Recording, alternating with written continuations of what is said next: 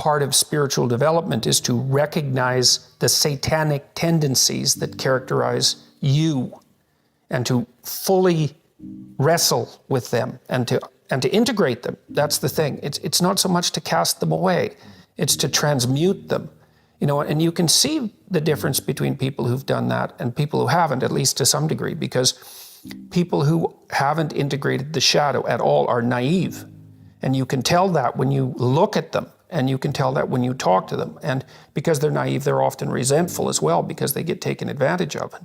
And someone who's integrated that more, they're dangerous in the martial arts sort of way, which is they're dangerous, but they don't have to use it because their presence radiates implicit potential for havoc. And that's really necessary. It's one of the things that gives people self-respect. If you're harmless, you're not virtuous. You're just harmless. You're like a rabbit. A rabbit isn't virtuous. It just can't do anything except get eaten. It's not virtuous. If you're a monster and you don't act monstrously, then you're virtuous. But you also have to be a monster. Well, you see this all the time. Harry Potter's like that too. It's like he's flawed, he's hurt, he's got evil in him. He can talk to snakes, man. He breaks rules all the time. All the time. He's not obedient at all. But, you know, he has a good reason for breaking the rules. And if he couldn't break the rules, him and his little clique of rule-breaking, you know, troublemakers, if they didn't break the rules, they wouldn't attain the highest goal. So it's very peculiar, but it's a very, very, very, very common mythological notion. You know, the hero has to be a monster, but a controlled monster. Batman is like that, you know. I mean, it's everywhere. It's the story you always hear. If you're going to be a fighter, you have to want to win, and you have to want to hurt people. I mean, not for the sake of hurting them. That's what makes you different than an evil person. But you have to have that capacity. You have to develop that. And, you know, that's the step on the way to enlightenment, weirdly enough, because that isn't what people think. People have been fed this diet of pablum, rights and impulsive freedom for so long. There's just an absolute starvation for the other side of the story. There are no rights, technically speaking, without responsibilities. And all we've had for 60 years is a dialogue about rights. Well, that leaves a hole on the other side of the story. And it's a hole that's in people's hearts, essentially. Because responsibility, well, perhaps that's not more important than rights. Like I said, they're part and parcel of the same formula. But it's in responsibility that most people find the meaning that sustains them through life. It's not in happiness. It's not in impulsive pleasure. Those things blow away at the first ill wind.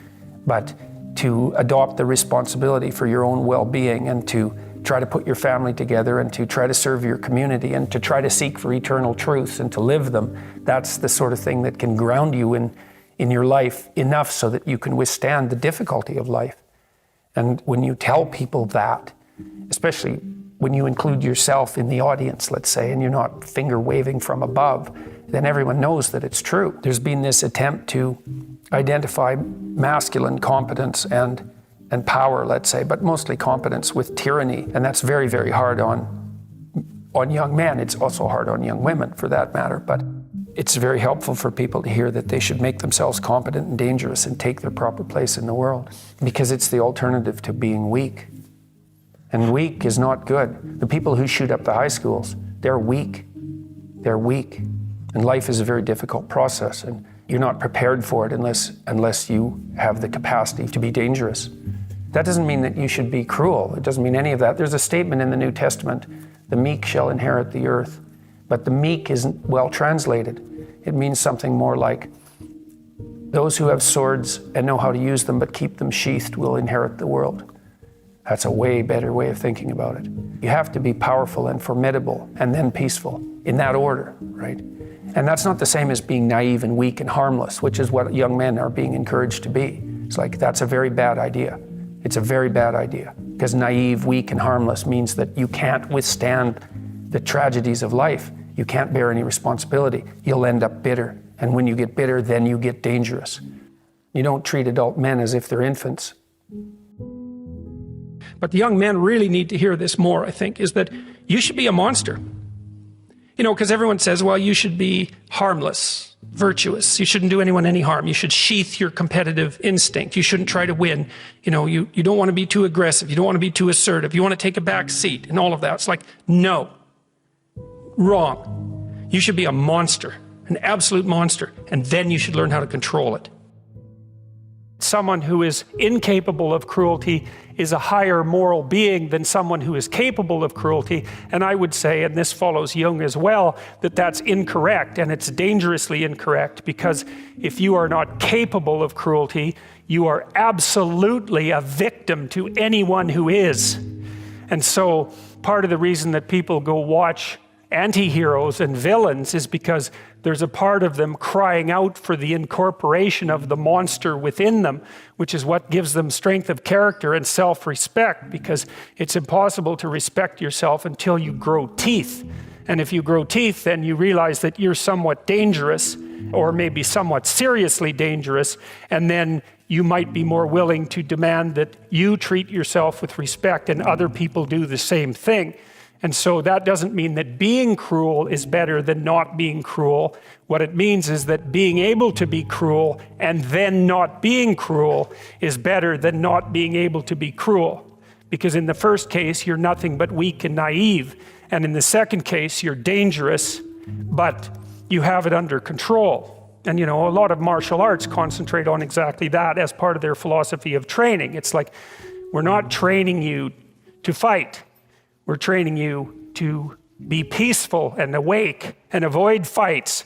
But if you happen to have to get in one, and I guess the philosophy also is that if you're competent at fighting, that actually decreases the probability that you're going to have to fight, because when someone pushes you, you'll be able to respond with confidence, and with any luck, and this is certainly the case with bullies, with any luck, a reasonable show of confidence, which is very much equivalent to a show of dominance, is going to be enough to make the bully back off.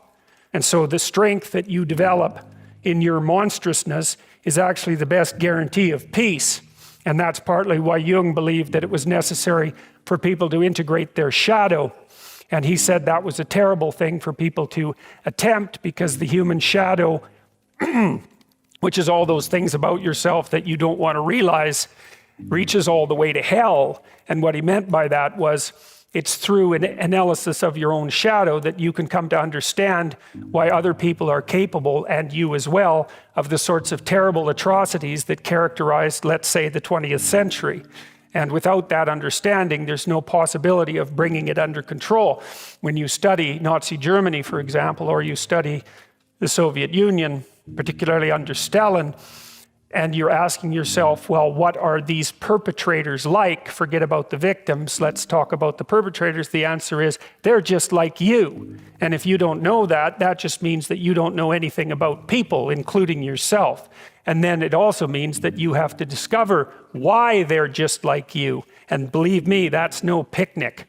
So that's enough to traumatize people, and that's partly why they don't do it. And it's also partly why the path to enlightenment and wisdom is seldom trod upon, because if it was all a matter of following your bliss and doing what made you happy, then everyone in the world would be a paragon of wisdom. But it's not that at all. It's a matter of facing the thing you least want to face. This is an interesting thing about the integration of the shadow, because recognizing yourself as the locus of evil, let's say, actually, in some sense, gives you far more respect for yourself, strangely enough, because the same respect that you might have for a wild animal or even a monster. So then maybe you learn to treat yourself differently. Like, I think this is particularly true with regards to the discipline of children.